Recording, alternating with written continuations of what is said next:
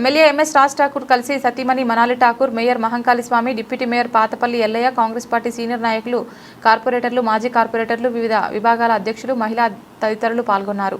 అంతర్జాతీయ మహిళా దినోత్సవాన్ని పురస్కరించుకొని గోదావరికని ప్రధాన చౌరస్తాలో ఆదివారం రోజున మహిళా సోదరీమణులతో కలిసి కేక్ కట్ చేసి మహిళా దినోత్సవ వేడుకలను ఘనంగా నిర్వహించారు. అనంతరం రామగుండం నియోజకవర్గం మహిళలందరికీ అంతర్జాతీయ మహిళా దినోత్సవ శుభాకాంక్షలు తెలిపిన రామగుండం నియోజకవర్గం శాసనసభ్యులు మకాన్ సింగ్ రాజ్ ఠాకూర్. రామగుండం నియోజకవర్గంలో రాష్ట్ర వ్యాప్తంగా ఇలా మహిళలను గౌరవించుకుంటూ ప్రతి మహిళ కోటీశ్వరుడు కావాలని రాష్ట్ర ముఖ్యమంత్రి రేవంత్ రెడ్డి గారి ఆలోచన మేరకి ఇవాళ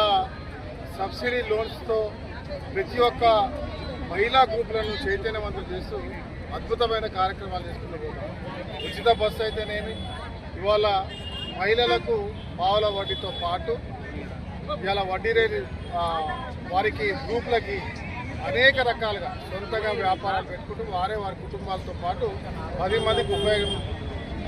ఉపయోగం పడే విధంగా 10 మందికి ఉపాధి కల్పించే విధంగా ఈ ప్రభుత్వం ఆలోచన చేస్తూ ఒక గొప్ప సంకల్పంతో ముందుకు వస్తుంది. ఇలా ప్రపంచంలో అన్ని రంగాల్లో కూడా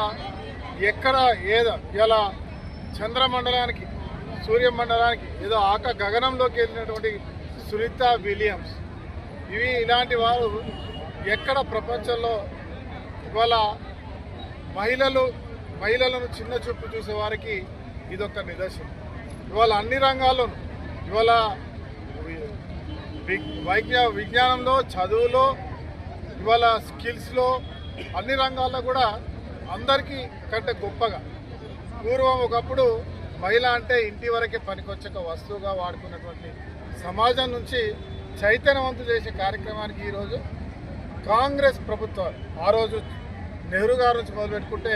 బలీయమైన శక్తిగా దేశాన్ని నడిపించినటువంటి ఇందిరాగాంధీ ఒక ఉక్కు మహిళగా ఇలా ఇంటిలో ఒక కుటుంబంలో తల్లిగా, దేవతగా భావిస్తూ, మహాలక్ష్మిగా భావిస్తూ ఈ ప్రభుత్వం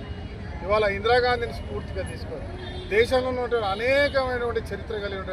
రాణి రుద్రమాదేవి కావచ్చు, ఝాన్సీ లక్ష్మీబాయి కావచ్చు, చెప్పుకుంటూ పోతా ఉంటే వందల సంఖ్యలో, వేల సంఖ్యలో ఉన్నటువంటి వీర వనితలు, మరి చదువుకున్నటువంటి వాళ్ళు